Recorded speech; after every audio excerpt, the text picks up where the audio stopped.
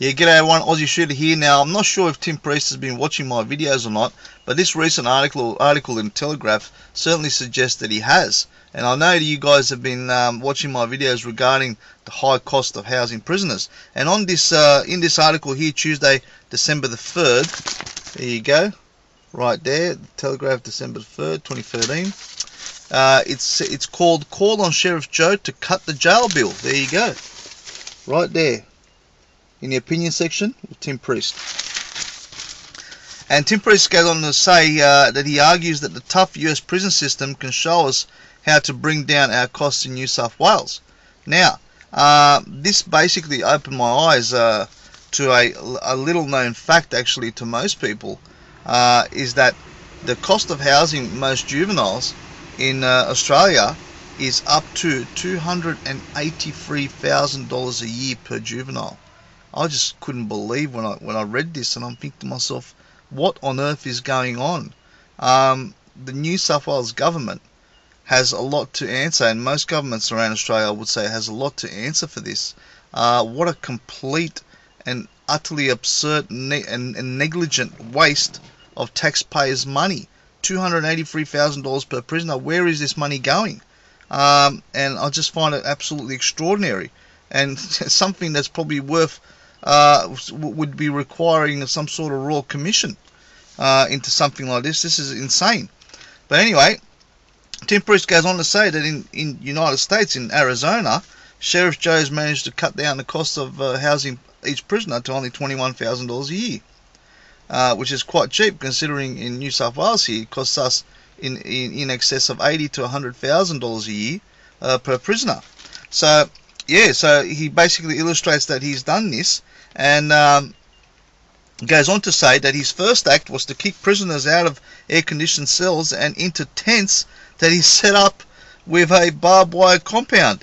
His theory was that if it was good enough for US soldiers who was fighting in Iraq to stay in the tents, then it was good enough for the criminals. He then redesigned the prison menu, which according to the figures revealed just a few weeks ago cost a mere 56 cents per inmate per meal. And also he makes the inmates pay for their meals at $1 a day. He also removed the prisoner's previous right to have pay TV viewed and paid for by the county. But this was later overturned by the US Supreme Court and ordered Sheriff Joe to reinstall the TV program. But Sheriff Joe did so, but he only allowed two channels, the Weather Channel and the Cartoon Network. He also banned smoking inside prisons and told dissenting inmates that they should thank him for looking after his health. Looking after their health, I should say. He has now removed all forms of meat from the prison menu, turning the non-smoking prisoners into vegetarians. A few years back, Sheriff Joe Arpaio addressed a parade of prisoners and told them that he had heard there were numerous complaints about the conditions inside the prison. And he had something to say to them. His advice became legendary.